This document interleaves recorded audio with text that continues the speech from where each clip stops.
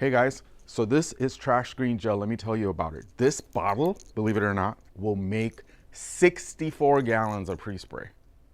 That's a lot of pre-spray because it's concentrated. What we do is we get all the water out and it becomes a gel. And then also comes with this pump, and the pump actually measures the amount. So on the bottle, you don't really need a measuring cup or anything. On the bottle it says the directions. So you would use the medium soiling directions, and it says half an ounce to make a gallon. So half an ounce of this will make a whole gallon ready to use. And to measure it, each pump is 1/8 of a pump. So if you're going to do half an ounce, that would be 4 pumps. So all you do is you just have this inside and you just pump it 4 times, and that will make a whole gallon. So if you're using it, you add a gallon of water, and then you just pump this 4 times, add that into it. That's it.